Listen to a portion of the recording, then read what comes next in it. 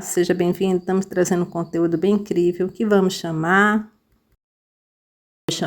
o conteúdo de O Cérebro e Deus, ou Cérebro de Deus, mas vamos falar sobre o cérebro, o nosso cérebro e Deus, a nossa relação com Deus.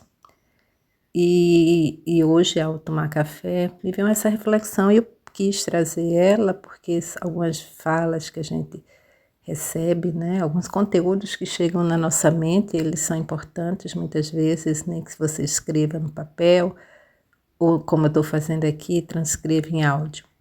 Mas é importante que a gente não perca esse canal, né? Essa informação que nos chega e desabrocha em nossa mente, ou o cérebro aí, pensante. Então, nós estamos fazendo conteúdo sobre vários conteúdos referentes aqui no canal do conhecimento, com esse objetivo de conhecimento, né? Como ponto de encontro com a sabedoria, esse é o nosso objetivo principal. E nesse momento, nossas leituras se referem a Santo Agostinho, né? Algumas pinceladas de Santo Agostinho, assim como o Salmo 91. Então, esse é o conteúdo que está vigente no nosso canal atualmente. E mesmo o Salmo 91, eu acredito que muitas pessoas não entendem tudo que está escrito naquele salmo, tudo que é falado ali. A gente muitas vezes incorpora, porque a gente sabe que é uma sabedoria divina e que Deus está ali, né? E que aquilo tem um propósito de nos santificar, ou nos purificar, nos elevar, né? Mas é importante que quando a repetição, né, nesse salmo, que são 91 dias, faz com que cada palavra ela vai ressoando na nossa mente, se tornando familiar. Porque a nossa mente é como um computador e ela associa, né, o nosso cérebro, ela associa informações e vai catalogando, né, catalisando. Até a inteligência artificial tem buscado também fazer isso, ela vai incorporando aquelas informações e fazendo sentido para ela. Nesse sentido, quando eu encontro Santo Agostinho, né, sou eu que estou fazendo a leitura, Sandra Luiz aqui, Santo Agostinho, nas Confissões, né, no seu propósito de adquirir conhecimento, ele também muitas vezes é tanta informação, né, que ele vem catalogando informações de todas as escolas que ele adentra, né, formas de pensar, dogmas, que ele vai adentrando e vai passando de um para outro, está num canto e aí ele passa para um outro patamar porque ele quer mais conhecimento, né? E muitas vezes, por tanta informação e conhecimento que ele vai adquirindo, o cérebro dele, vamos dizer, entra num processo de muita informação e de muitas dúvidas, né? Por isso que nas confissões ele, no início, se confessa com muitas dúvidas em relação a Deus. Por isso, cérebro e Deus. Santo Agostinho, ele tem uma característica, né, que ele resolveu estudar retórica, né, o ato de falar bem e de pegar qualquer conteúdo e conseguir passar aquilo de forma de autoentendimento e de convencimento, inclusive, né, por isso que ele era muito, na Roma antiga, né, naquele período da Roma, ele era muito solicitado porque ele tinha um poder de convencimento.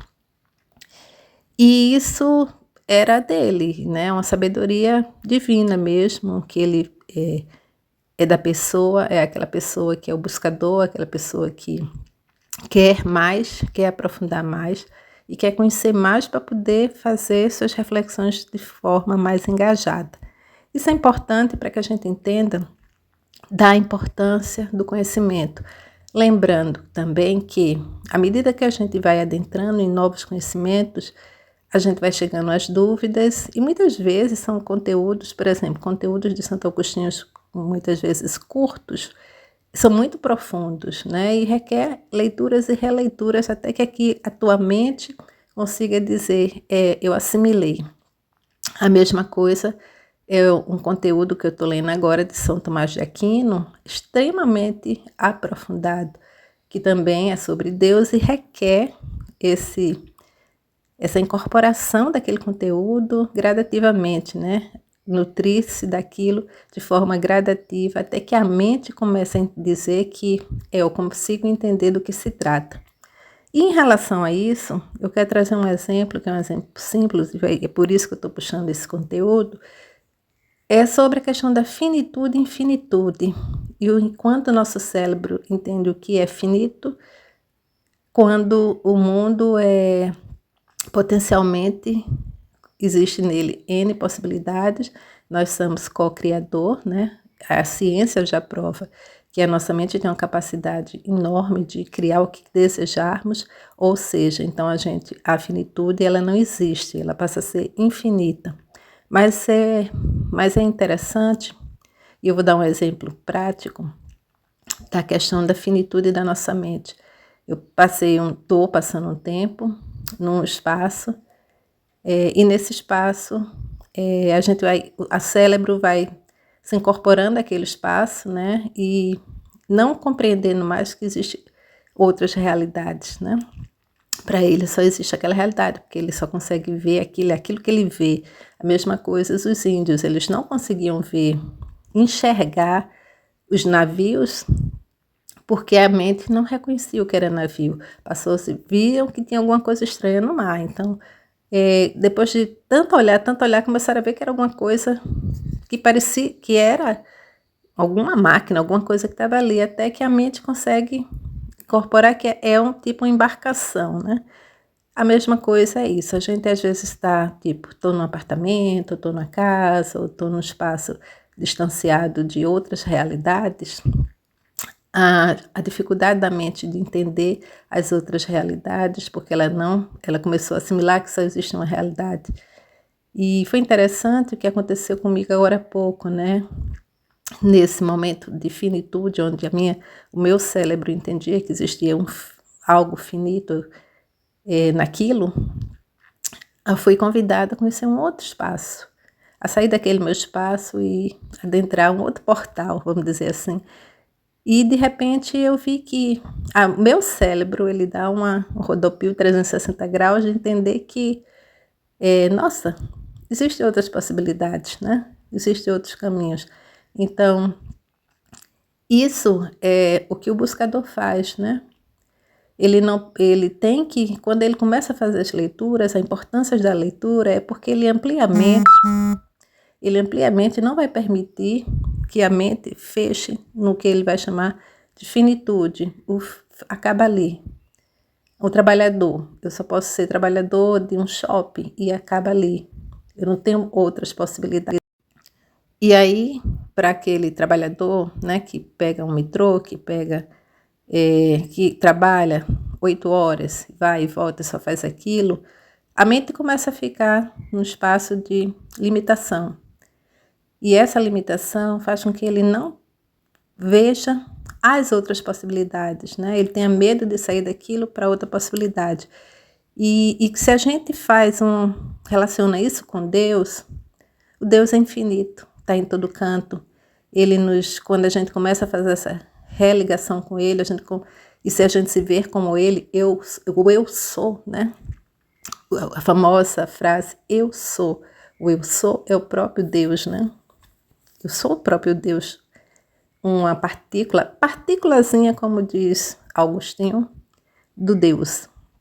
E sendo partículazinha desse Deus, as minhas possibilidades são múltiplas, porque se o Deus é infinito, né, onipresente e infinito, o meu cérebro pode ser um grande universo, onde também ele pode ser infinito, e na hora que eu projeto ou penso sobre essa infinitude e trago para o meu pensamento, eu posso transformar em realidade, né?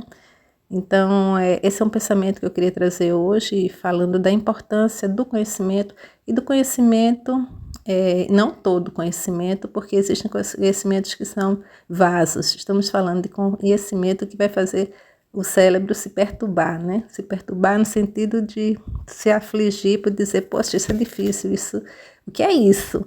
Quando o teu cérebro diz o que é isso, é porque ele está mudando a rotina dele, e isso é importante. Então é isso, gratidão a você que ficou aqui até o fim, espero que essa minha reflexão, ela tenha algum objetivo e eu tenha sido encaminhada para passar isso para você, que você está precisando ver isso agora. Então talvez essa fala possa ser especificamente para você que está aqui comigo, para você que está chegando aqui, e fica aqui com a gente. A gente vai estar fazendo reflexões, a gente vai estar estudando junto, porque o saber e o conhecimento, ele não pode ser só de uma pessoa, ele tem que ser explanado e abrir campos para que outros também tenham esse conhecimento e que levem para outros também esse conhecimento, tá? E quando eu vejo Santo Agostinho e o próprio São Tomás de Aquino, ele coloca que o quanto ele estudou. Quando São Tomás de Aquino volta a fazer estudos de Aristóteles, se volta a estudar grandes filósofos, grandes teólogos, inclusive Santo Agostinho, e uma série de outras consciências com real sabedoria, a gente começa a entender, e aí ele diz que o homem que tem conhecimento é um homem liberto, né? Ele vai saber caminhar nesse processo de vida com mais firmeza e mais entendimento das coisas. Então, fica aqui essa mensagem para você que está aqui comigo. Gratidão e até o próximo encontro. Espero que o conteúdo de alguma forma seja relevante para você. Gratidão.